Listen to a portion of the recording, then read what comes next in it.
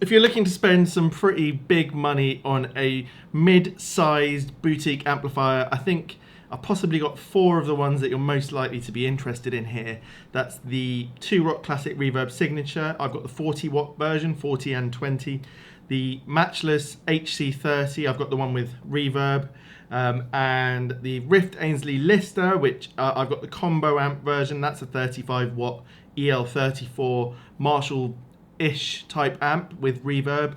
And then the Bartel Roseland, which is also 45 watts. And that one is the multi-voiced preamp sort of thing. So basically Bartel's, sort of built his career around creating amps where you can change the voice between the lineage of amps that go from sort of tweed to Marshall and also blackface Fender style. So I think a lot of people looking to spend this sort of money, we're talking around the $3,000 to $6,000 mark, depending on whether you're buying combos and heads and cabinets and what you're doing. But yeah, these amps fall right into that sort of category. So what this series is going to be about, in each one I'll play all 4 amps with a different guitar. So today I've got my 1956 vintage Les Paul Jr. And I've decided for the whole thing to roll back the tone and get this particular sort of sound that I really love from this P90. And as the series goes on, we'll do a couple of different Strat ones with different Strats that I've got. We'll do some Les Paul, SG, ES guitars, ones with pedals, ones without. Today there's no pedals or anything. And the other thing I want to say is I'm going to keep some of the crap in there, as in if I make mistakes that are due to the amp. And what I mean by that is some amps are more brittle, some are more unforgiving, some are harder to play with. And I want to use that to explain how it is to live with these amps and how it is to play these amps. And then in each video, lastly, the sort of structure is I'm going to go from my favorite with that guitar downwards. So I'm likely to be most enthusiastic at the beginning. And today, my favorite amp is this one.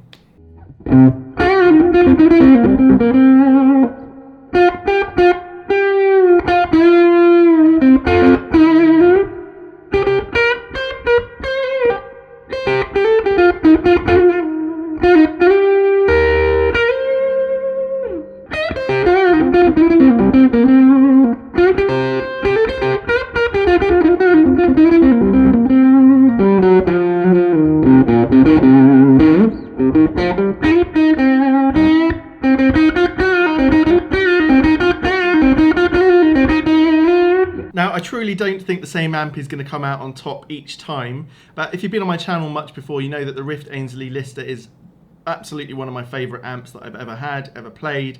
It's an EL34 amp with a huge amount of grunt to it, so we keep the master volume pretty low, push the preamp, and it's very dynamic to your guitar's volume, which you're not really seeing today. The guitar's volume is maxed out all the way through for this particular sort of tone, but it's got that Marshall grunt and grit with the spaciness of a Fender amp because of that reverb. And this is based on some old Marshall amps that actually had reverb. So Marshall also did this sort of thing. One thing that helps this amp particularly, I think, is the speaker. It's got this sort of paradoxical mix of being very tight feeling when you play it in a good way, and also not being unforgiving. So it's got some creaminess to it. And altogether, with certain guitars, I find that you just enjoy playing this amp so much. I mean, it's addictive. It sounds incredible.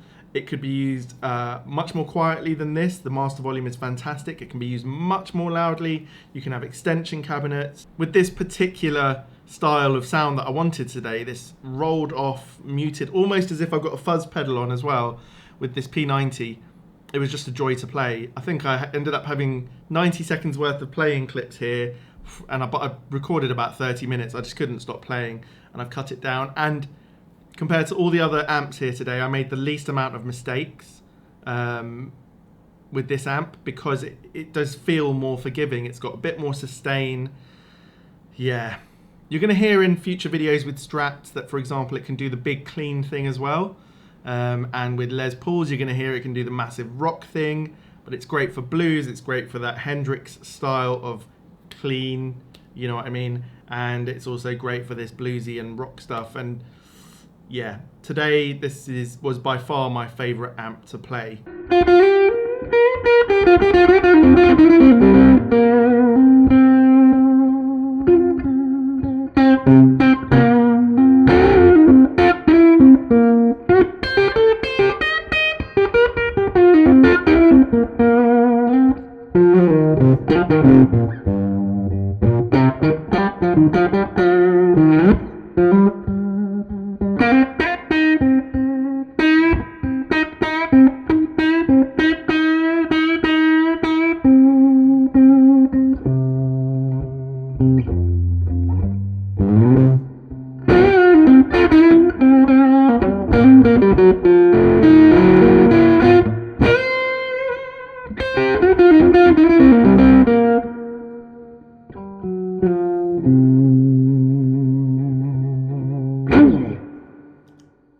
So yeah, let's see what came next.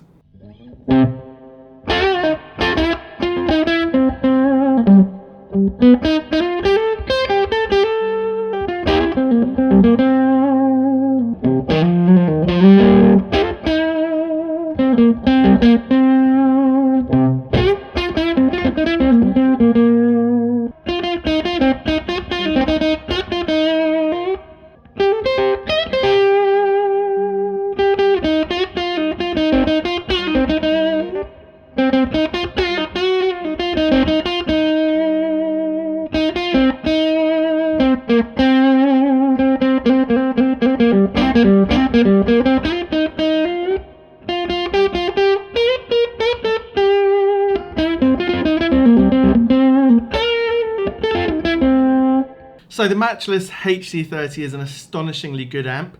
I just probably use it the least out of all of these types of amps because it just fits my style the least, I find. However, today with this rolled back P90, yeah, really enjoyed it. Not only did it feel really nice to play, dynamic, responsive, it just suited the sound really well. So there's something about this Matchless sound that's very different to the Fender and Marshall amps, which share a DNA of some sort. This Voxy type, the EL84 thing, it's quite different. Although this Matchless doesn't have the kind of chime that people mention with a Vox amp, it does have a huge amount of power and grunt and sort of a wall of sound feeling. So I feel like it's more, honestly, if you're a stadium rock artist, you could use something like this. I mean, it's incredibly loud. I have to have the master volume almost as low as it will go and it still blows you away. I mean, all of these amps can be very loud. I think the Matchless is probably the loudest, then the Rift, then there's going to be the 2-Rock, and then the Bartel, probably the least loud one here, even though it's got the most wattage. But yeah, there's something also about the fact that this is a 2x12 cabinet compared to the Rift, which I've got the 1x12. There are other configurations you can have. So there's a bigness to it and an encompassing sound. What I would say though about Matchless amps, in my opinion, I feel less nuance when I play. There's a sort of perfection to the sound, which is incredible, but I feel like there's just less of that tweedy DNA character that I like amongst Fender amps, if that makes sense. There's something more organic sounding about those amps than there is about the Matchless. The Matchless has this crystal clear, beautiful sound, very articulate as well, but sometimes when I'm playing I just feel less sort of in the vibe of it and with the character of it. But we're going to explore that amongst other guitars, and I think it's an amp that really needs more exploration that I haven't done on the channel, and I know a lot of people are interested in the Matchlesses. So yeah, stick around and subscribe. Actually, this is a good time to mention my giveaway. I'm giving away my Protein pedal by Brown Amplification for no other reason than that my favourite side, the left-hand side, the Blues Breaker, I have as a separate pedal now.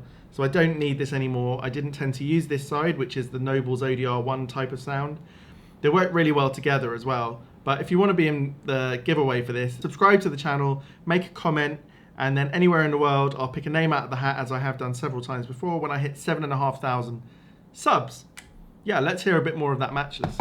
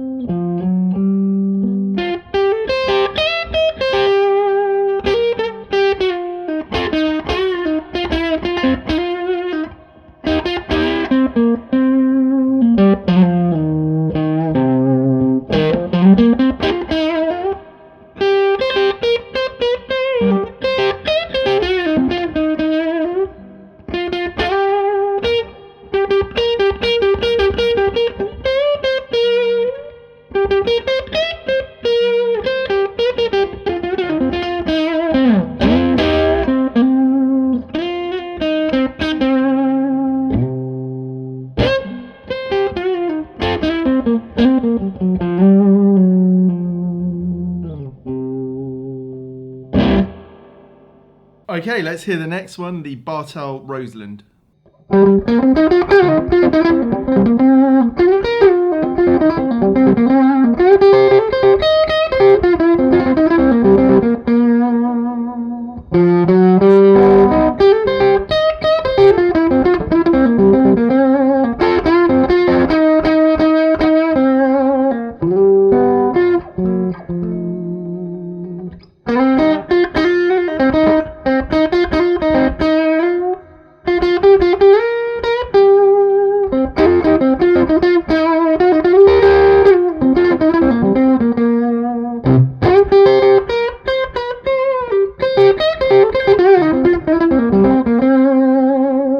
Okay, so I honestly thought the Bartel Roseland would be my preference over the Matchless in this particular video, but as I've listened back, actually the Roseland next to the Matchless makes the Matchless sound a little bit more complex and interesting and dynamic.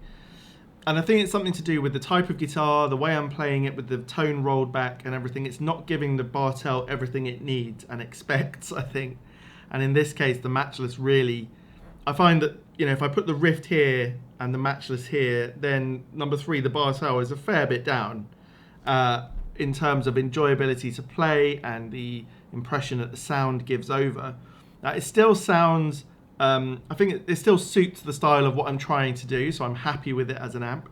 And the amp has so much flexibility, it's a hard one to use in this sort of video because the Rift has a few different sounds in it. The Matchless, I find, really only has the one sound it does, and then you use your guitar volume and other effects. And then the Roseland has so many different ways to use it, as a Marshall sound, a tweed sound, a blackface Fender sound with tremolo, without tremolo, you know, and it just has nuances. But yeah, I would only just say that this sounded good, and it didn't blow me away today, either in the playing or the sound of it.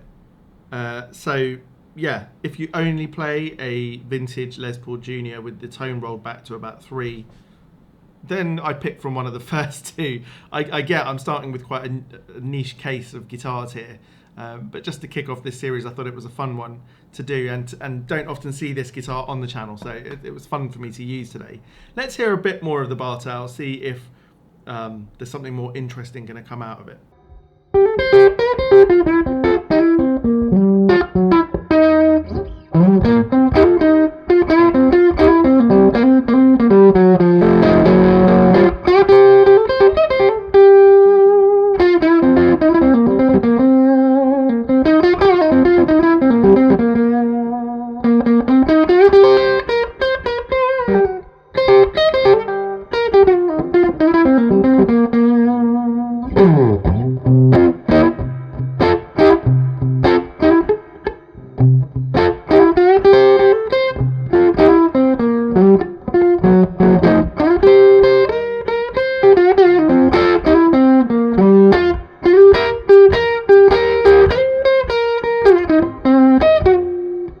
So I've kept in some of those mistakes as I said I would, and really I've done that because it's only in comparison when you play a number of amps one after the other that you feel some of the differences, and the Rift and the Matchless both feel quicker. They have a quicker attack to them, and I think the Bartel is more of a traditional thing. I mean, I could compare it to my Lazy J, which also doesn't have the quickest attack. And so sometimes, you know, it's obviously I'm not the most talented player, but sometimes it's almost like the amp hasn't caught up with me, if that makes sense. You know, it might sound a bit silly, but it just, that's how it feels. It doesn't have such a modern feel to it. That's not to say anything really bad about it. There's so much character to explore with the Bartel that we'll get to over time. But in this particular situation, it just was harder to play. Nowhere near as hard as the last amp though, which I think we'll hear a few more seconds of the Bartel and then we'll get over to that last amp.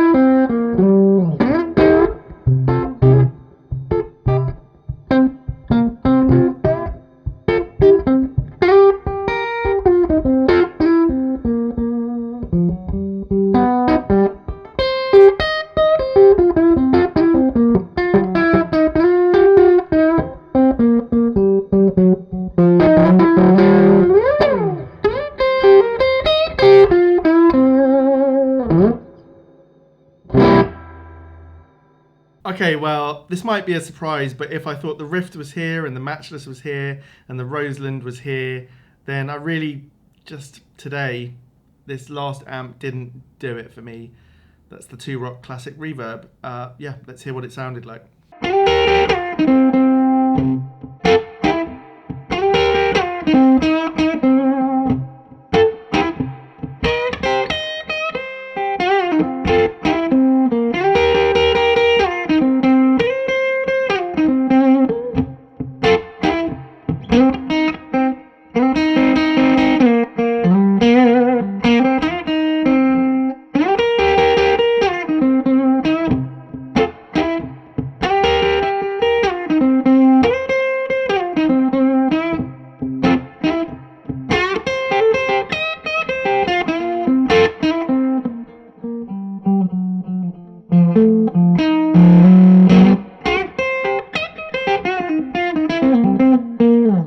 Well, actually, through the recording, the amp sounds a lot better than I expected it to. And it's making me have, well, maybe I'll just raise it from here to somewhere more like here. I mean, possibly for this style of playing, a blackface type sound is not the first thing you'd think of anyway. Secondly, this is a big 2x12 speaker cabinet, and there's so much bass here. So I had to roll a lot of bass out of the amp, which means that the rolled off nature of the guitar doesn't come through as much. And in a way, that makes this sound better because you get a bit more nuance, a bit more of those higher sort of frequencies as well. But it's really down to the playing. That's what I find with the Two Rock amps now, having had them for a long time, or this one, I sold my other one. They're difficult to play. So I think it depends on the style you're trying to play and the level of your ability. But for me, it's a really hard amp to play. It would be much improved with a fuzz pedal or an overdrive pedal. So definitely, to give it its fair dues, there's going to be videos in this series with pedals, and you know, with other guitars it's probably going to come out a bit more as well. But today particularly, I just couldn't get into it, didn't love playing it, but on the other hand, it still sounds pretty good. So I'm a bit in two minds about it. It's still always an interesting prospect, the Two Rock Classic Reverb. It's why I haven't sold it yet. But more and more I realise it's probably for better players than I am, and that's just one of those things. The reason I might keep it though is, can I get better and better and better enough that one day I feel like I suit this amp? Let's hear a bit more and explore if there's anything else to it.